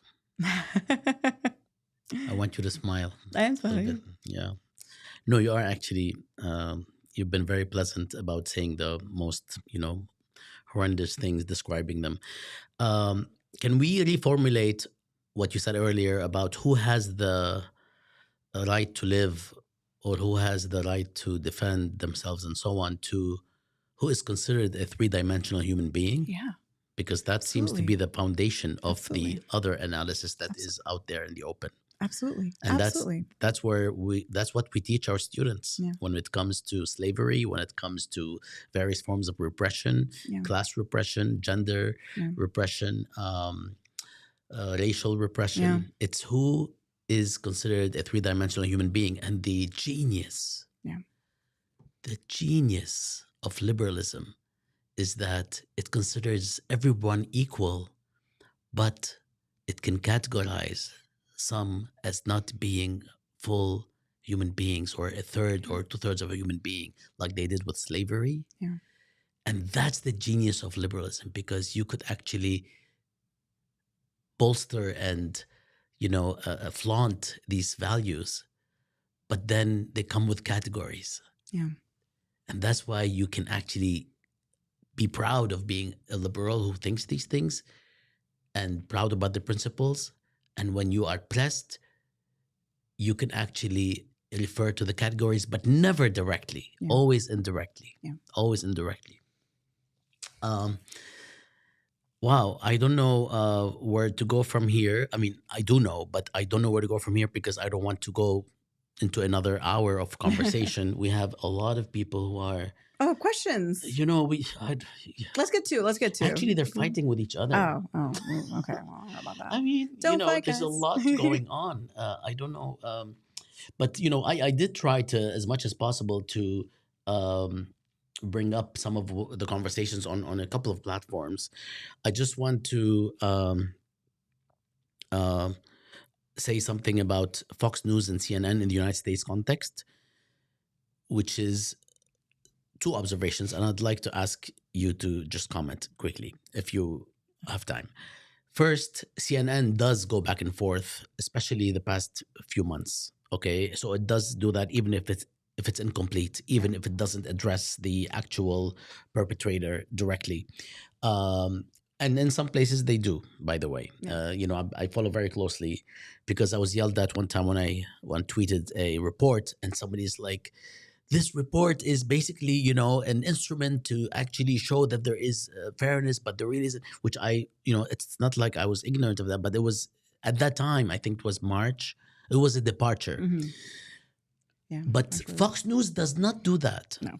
which is very interesting. And for people, especially around us, and I don't want to say this because, I'm going to see these people tomorrow and today and all the time, the people around us who are supportive of CNN or quote unquote liberal America or the Democrats, they're like, yeah, but CNN is not like Fox News because they actually have a better coverage. And so many of us who actually study this material and have been studying it for decades point out that this is precisely why CNN is far more dangerous and problematic and potentially criminal than Fox News.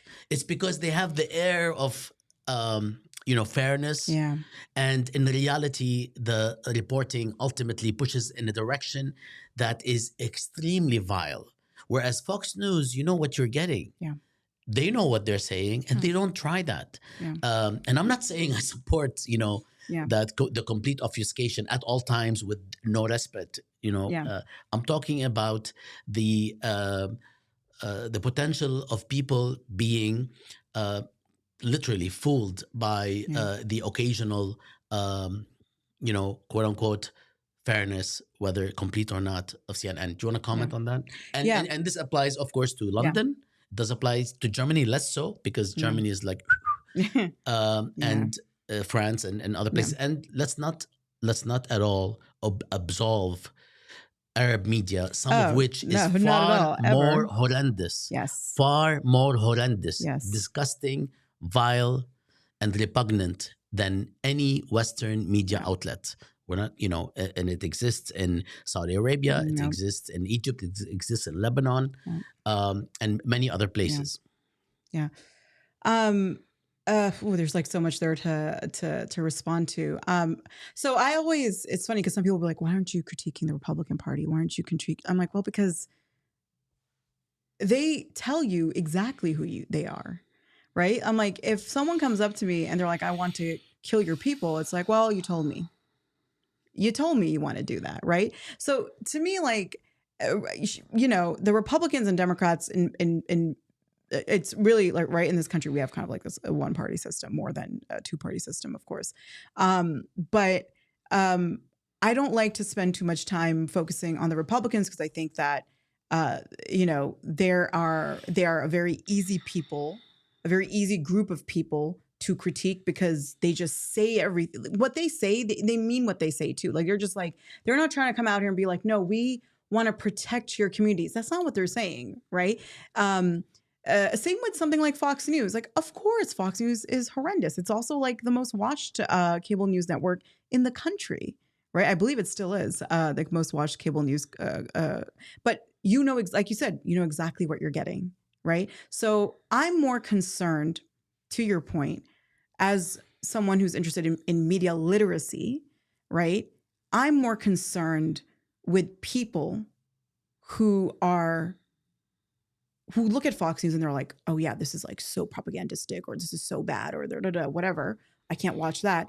But then they put on CNN or MSNBC or, an ABC News or CBS, and they're like, well, this is what good journalism looks like. And sure, they may not be perfect, but they have a good standard here, right? And I think that, like you said, that's a lot more dangerous, because if you are trusting any news organization without critically engaging with what it is, what their bottom line is on a particular story, what their framing of that story is, what their sourcing is, then and you're trusting it completely, you're also then, right, giving your consent to whatever it is that they're selling at the end of the day. And that is far more dangerous to me as a journalist, as again, someone who's interested in issues of media critique, than what Fox News has to say.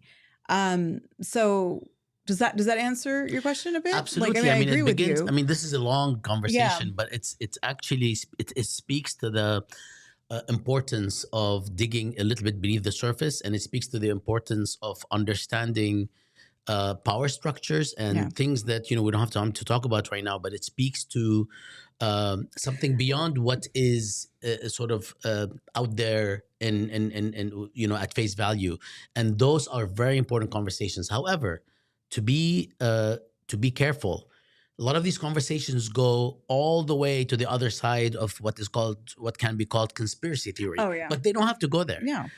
There is something about trying to represent the region in a somewhat of a fair way, whereas in reality, the tenor of what you're doing is actually very problematic and goes against the interest of people of the region. And that is actually what is more dangerous, because it gives people the sense that, oh, it's fair, so I can keep going without flinching. So this is where I would also, so one of the questions I'm always asked is, so what do you read? What do you recommend? What are the news sources? And Go people ahead. people always get really kind of surprised when I'm like, I read the New York Times. I read the Wall Street Journal. I'll occasionally look at Fox News as well. I read Bloomberg. I read the Financial Times. I read CNN, watch CNN. I watch MSNBC, CBS. I'm like, I consume all of these, news organizations, even as I'm actively critiquing them. And I will say that these institutions are absolutely complicit in the genocide of Palestinians and complicit in so much else as well. Because I think what people forget is that there, a conversation we were having kind of off screen was about the question of bias. And what people tend to forget is that everything is biased. There is no such thing. This idea of even objectivity, right, is like, this is something that's really been turned on its head within our industry, especially by a lot of Black and brown journalists, because of how objectivity seems to only occur when it's like white journalists talking about an issue. But there is no such thing as necessarily objective. It's that even you can present any facts. Sure, it can be factual, but what's the spin that's being given? What's the bias, the lens that it's going through? So I recommend that people consume all different kind of news outlets, but be critical and literate, right? This is why I promote media literacy, about what it is that they're reading. So that when you're reading something, you're able to be like, wait, this is kind of weird. Why is this missing from this story? Or, oh, that's a bit strange. They only interviewed Israelis in this article, but not any Palestinians. Meaning, we have to, if we are going to be people who are news consumers and we care about the news and we care about things that are happening in this country or in other countries, or as it relates with this country and other countries, their relationships, then we can't be passive news consumers. We need to be active news consumers. And the starting point of being an active news consumer is learning to read in between the lines and learning, like having reading comprehension. I feel like that's such a lost art nowadays, but it's like, don't take everything at face value. Read it, take what you can from it, but also understand like what's the problem. When I read a Wall Street Journal article that's covering, for instance, right, the genocide in Gaza, I know who I'm reading. I look at also the bylines. I also am well aware that not everything here is going to be accurately framed, but there are going to be some key elements that I'm going to read. And then from there, I'm going to read another article, right, to complement what I just read. Maybe I'll go to Al Jazeera, right? Maybe I'll go to the BBC.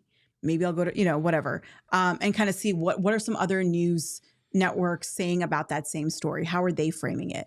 And ultimately, you walk away with not necessarily, I don't think you'll ever have a 100% accurate picture, of something that's happening in, whether it's in this country or in another country, but you will have a much more of a holistic understanding than if you're just reading one thing and just being like, well, that's good for the day. I don't need to read anything else. Right. I think if you're going to be someone who's going to be a news consumer, you have to get active and you have to get literate about the news that you're consuming. And you have to be willing to engage with it. Okay, you're reading about, there was like this article, for instance, in the New Yorker, which people were praising, and it blew my mind. It was by David Remnick, one of the architects for the media case for the Iraq War, who is also the editor-in-chief of the New Yorker. And Remnick, who's a liberal. A very nice guy. Is he? No, Oh.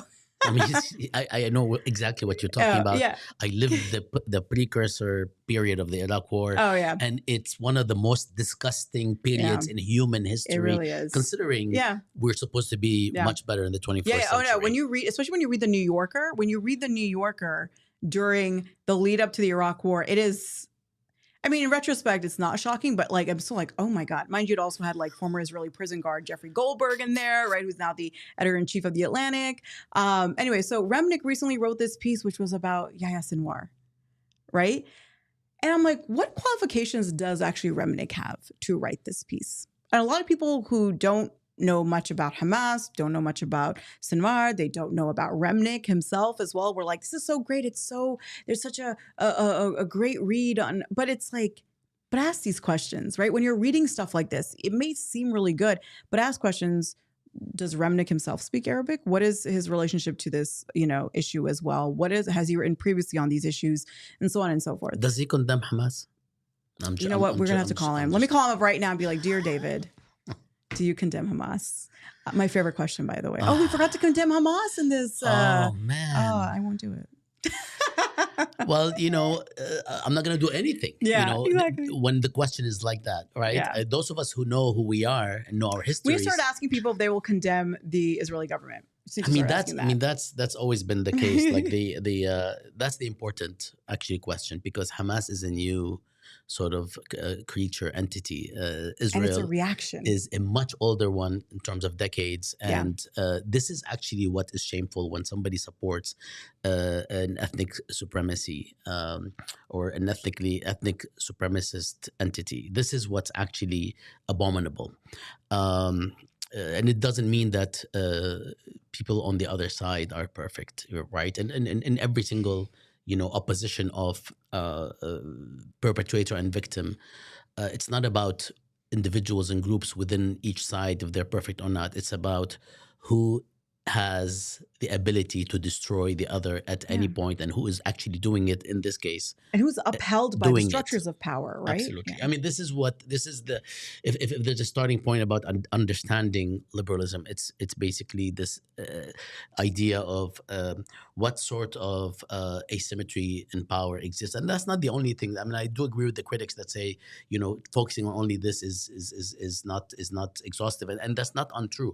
But it's not something that you can understand the world without, right?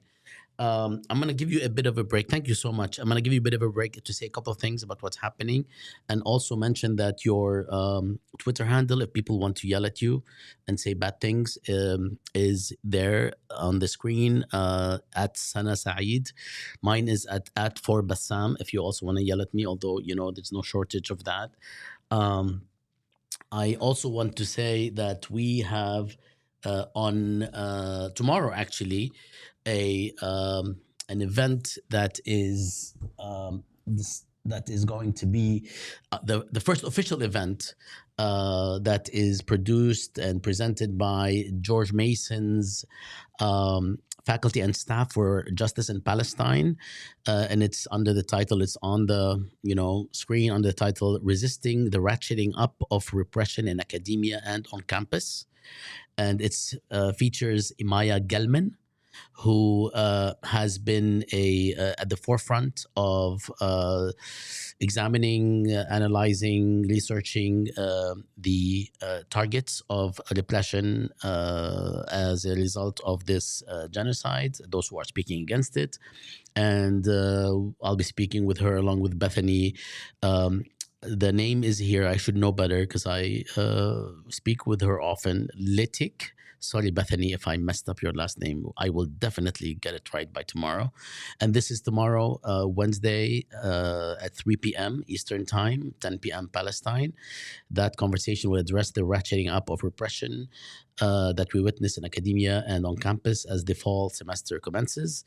Maya will also identify and examine the organizational infrastructure driving this escalation in an attempt to stifle silence and criminalize objections to Israel's genocide, which continues unabated. She will also talk about the important topic which we kind of addressed in small regard here, which is the overlap and coordination between these groups that are stifling academic freedom and activism on campus and any kind of free speech on the one hand, and other right-wing and sometimes ultra-right-wing organizations that have a history of targeting higher education way before the question of Palestine emerged. So I hope you join us tomorrow for this event. And on Thursday, as I shared, we are bringing in Zaina Jamaluddin to talk about mortality estimates. She's written extensively on this. She's a scholar, she's an epidemiologist, and she's a scholar that has the kind of analysis that actually was pretty critical of things that you might think, she shouldn't be critical of, given that she doesn't support this genocide, but she is, because she's a professional scholar who will come and tell us all about these questions. How many people have been killed? And the answer is nobody exactly knows, but we do have a very, very good idea of the basics. But then what is the methodology behind coming up with these numbers and so on and so forth. So we're doing all of this, and there's a lot more coming. You can find everything or anything. I should look at the camera at palestineincontext.org, which is on the screen the whole time. And you will also find curated modules with clips and sections and segments from every single or most teach-ins. It's already out, and it will be replenished and expanded very soon for pedagogic instruction and beyond. And with that, I have to say to you, Sana, thank you so much for being so generous and so lovely in even telling us about the most horrible things and analytically sharp. I learned a lot. I hope others feel the same way. I know they do, and of course, people are saying wonderful things online. I want to close with asking you to say whatever you want to say to people who are going to watch the news after they stop watching what we're doing. I'm just going to emphasize what I said in my last point, which is that if we want to be people as individuals collectively who want to be engaged and understand what's happening in this country, in Gaza, in anywhere in the world as well. And if we want to be people who understand relationships between this country and other countries and whatnot, then we need to, and I know it's not fun, it's not sexy. We've got a lot going on in our lives, but we need to be active consumers of the news. And what does that mean? That means when you're reading something or watching something, you're not just consuming it without critically thinking about, again, who is being sourced in this story? How is this story being told to me? If I'm watching a report on MSNBC or ABC News or CNN, and it's like a reporter who's in the West Bank talking about this, okay, so who are the people being interviewed, right? What is the vantage point being presented to me? Is it the Israeli perspective, Palestinian, or is it the American perspective? So when we're watching or reading, we need to be really critically engaging with what it is that we are consuming. And if you want to even go deeper, start reading other things too, right? For me, what's really, really critical is like reading history, understanding history so much better so that you don't have to be like a historian to read the news. I'm not saying that. But if you're going into, for instance, like, oh, I'm interested in learning about what's going on in Gaza right now, you can sure start seeing what's happening right now too, but take the time to also understand that it doesn't start right on October 7th, that it's like 80 years of this. So take the time to actually understand the history, or if you're, for instance, if you're interested in what's going on in Sudan, right? What's going on in Sudan right now is not something that started in the last 10 months or even the last year. It's something that's been going on for a couple decades, but especially worse in the last while. And so, take a little bit of time to learn about the subjects that you're actually interested in following in the news, and you'll find that your ability to consume will just like improve so much better, right? And decipher. Sorry, that's what I mean. To decipher what it is that you're actually reading, and to just be aware and make informed decisions, whether it's like about who you're supporting electorally or locally, whatever it is, will also be much better too. Right? Absolutely. I mean, this is what we do in the classroom. Without understanding the background, you're looking at a snapshot view, and whoever has the means to actually portray and present is going to have their narrative triumph. Exactly.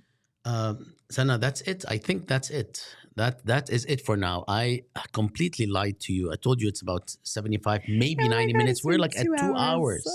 We're like at 2 hours, but everyone, I'm getting so many wonderful comments. No bad comments? Oh my God. No, the wonderful comment. There are a couple of bad comments that think you and I are racist. Not racist, but we're so biased and we're not seeing the other side. Can I just say we should have supported genocide, I think. I was gonna say, I'm like, I am absolutely biased. I want that on the record. Okay. I want that on the record. And the camera is right there. I'm 100% biased. Like, I want it to be clear. I am 100% biased against genocide. And I have always been, and I always will be. Right. So yeah, I am biased. And I think anyone who thinks that's a bad thing is, well, telling on themselves about where they stand when it comes to genocide. So yeah. And maybe, you should talk about how imperfect you are. No, I'm joking. Because this is precisely that's hard to talk about. This is where the discussion goes, that, you all are talking about Israel and it's whatever. But look at, the Palestinians. These are subjugated, besieged, especially in Gaza, besieged people for 17 years after 40 years, right? And you are equating things that cannot be equated. And the funny thing is that the pro-genocide or depending on how people see themselves, pro-Israel camp, it's funny that they are the ones who basically refuse moral equivalence with giving the upper hand to Israel, which is mind-boggling, Yeah. which is the reason why having you talk with us is so important, because those narratives are so dominant that a lot of people buy this idea of there are no moral equivalents. But things are changing.